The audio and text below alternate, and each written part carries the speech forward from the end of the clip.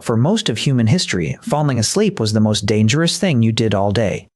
Not the hunting. Not the daylight predators. The sleeping. Picture it for a second. No walls. No locked door. No mattress, no blanket, no roof. Just you, the dark, and a world full of things with teeth. And somehow, every single night, your ancestors lay down and went unconscious anyway. For hours. Out in the open. That should not have worked. So how did it?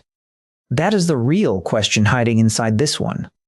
Not simply how ancient humans slept without beds, but how they survived being completely helpless night after night for hundreds of thousands of years. Because sleep is the strangest bet evolution ever placed. When you sleep, your body switches off its own alarm system. Your hearing dulls, your muscles go slack, and for long stretches you cannot even move. In a wild landscape, that is basically an open invitation. Every other instinct you have screams, stay alert, and sleep calmly tells you to do the exact opposite. And yet no human culture, ancient or modern, ever managed to evolve its way out of needing it. So our ancestors never beat sleep. They engineered a way to survive it. To see how strange this really is, you have to go back further than the first humans. Our distant ape ancestors solved the danger of sleep by simply leaving the ground. Even today, chimpanzees and orangutans build a fresh nest in the trees every single evening. Up in the branches, a leopard cannot easily reach you, and the night becomes survivable. For millions of years, that was the plan. Climb high, fold some branches, and sleep above the danger. Then something changed. At some point, our ancestors started sleeping on the ground. Think about how reckless that sounds. They climbed down from the safest bed on the planet and lay in the open, surrounded by predators that hunt at night. No animal does that without a very good reason. So what made the ground safe enough to sleep on? The first answer was the simplest tool imaginable, the ground itself, but chosen with care. Early humans were picky about where they lay down. They favored cave mouths, rock overhangs, and high spots, anywhere with a wall at their back and a clear view of the dark. Imagine you're an ancient human scouting a place to sleep. You are not looking for comfort first. You are looking for a corner that only one direction can attack. And once you found that corner, you did not just collapse onto bare stone. In a place called Border Cave in South Africa, archaeologists uncovered something remarkable. Layers of grass, gathered and piled into bedding. And that bedding is roughly 200,000 years old. It is some of the oldest evidence of a bed ever found. These were not random heaps of plants. The grass had been laid on top of a layer of ash. And that ash was almost certainly placed there on purpose. Ash blocks crawling insects and smothers the scents that draw them in. Think about that for a second. 200,000 years ago, someone was already trying to keep the biting bugs out of their bed. Your ancestors invented pest control long before they invented the wheel. So the first surprise is this. They absolutely had beds, just not the kind you would recognize. Dry, soft, lifted off the cold earth, and quietly defended against the things that bite in the dark. But a comfortable bed does not stop a leopard. For that, our ancestors needed a second tool, and it changed everything. Fire. Imagine you were an ancient human again, and the sun is dropping fast. The temperature falls with it, and the dark starts pressing in from every side. You pull your group close, and at the center, you build a fire. That single fire is doing at least 3 jobs at once. It is warmth, so your body does not burn precious calories just to survive the cold of the night. It is light, pushing back the dark that hides everything dangerous. And it is a wall of fear, because nearly every large predator on Earth is terrified of flame. A sleeping human alone is an easy meal. A sleeping human ringed by fire is a problem most predators quietly decide is not worth it. Fire did far more than cook food. It bought our ancestors the one thing they needed most, safe unconsciousness. Many researchers think this is exactly why we could finally leave the trees. Fire on the ground became the new safe branch in the sky. And notice that our ancestors almost never slept alone. They slept in a tight cluster, bodies close, the fire glowing in the middle. Sleeping as a group does something quietly genius. It shares body heat between everyone in the huddle. It stacks up more eyes, more ears, and more noses, all pointed at the surrounding dark. And it means that if something does go wrong, you are not the only one who can react. A lone sleeper is a target. A sleeping group is a fortress that breathes. But here is the important part, and it is the strangest piece of the whole puzzle.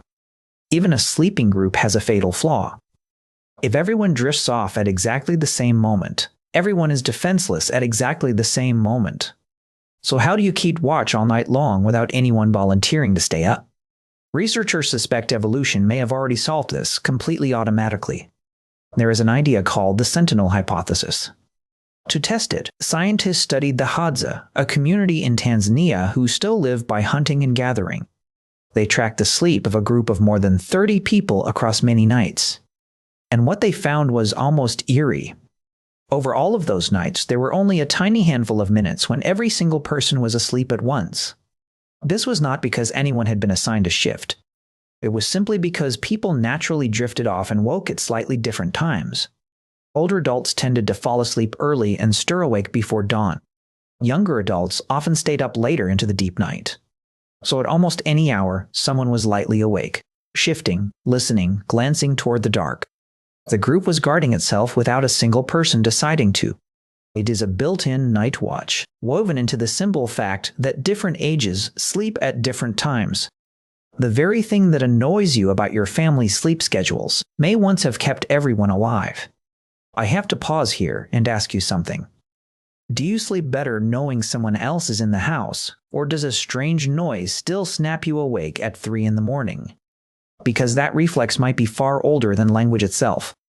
Drop a comment and tell me whether you are a deep sleeper or a light one. I read these and the split honestly surprises me every time. Now, back into the dark. This brings us to the final tool, and it is one you are still carrying tonight. Ancient humans almost certainly slept lighter than we like to imagine. Deep, dead-to-the-world sleep is a luxury of locks, doors, and security alarms. Out in the open, the brain stayed half-tuned to the world around it. A snapped twig, a shift in the wind, a sound that did not belong, and you were instantly awake. This sounds like a weakness, but it was actually a survival feature. The humans who slept so deeply they ignored danger were, quietly, removed from the story. The ones who startled awake at the smallest wrong sound lived long enough to have children. And those children eventually became us. There is something else strange about how humans sleep, and scientists noticed it by comparison. For our body size, humans sleep less than you would expect, but we pack in a remarkable amount of dreaming sleep. In other words, our sleep is unusually short and unusually intense. One theory is that this efficiency was the trade we made for leaving the safety of the trees.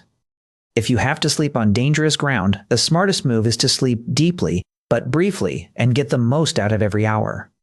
There is even evidence that, without artificial light, human sleep can naturally split into 2 halves. People fall asleep not long after dark, wake for a calm stretch in the middle of the night, then drift off again until morning. That middle waking was not insomnia, and no one panicked about it. It was simply how a body rests when its only clock is the sun. So put the whole system together. A bed of dry grass laid over insect-repelling ash. A fire at the center holding back both the cold and the dark. A group pressed close, sharing warmth and standing watch. A sleep rhythm naturally staggered so that someone was always half awake.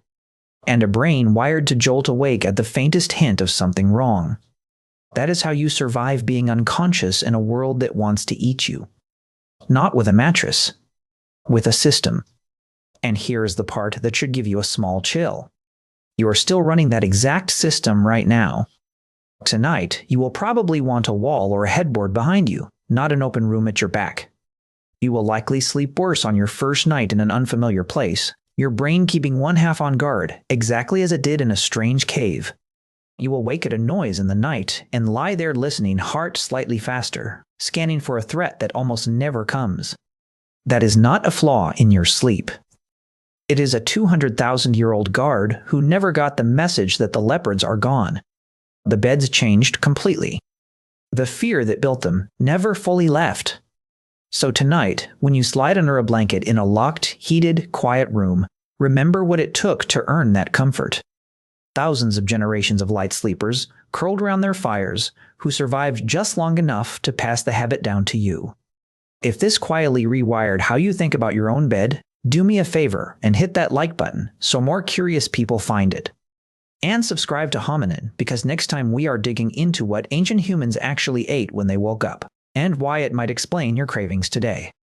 Tell me in the comments the strangest place you have ever genuinely fallen asleep. Sleep well tonight. You earned that bed about 200,000 years ago.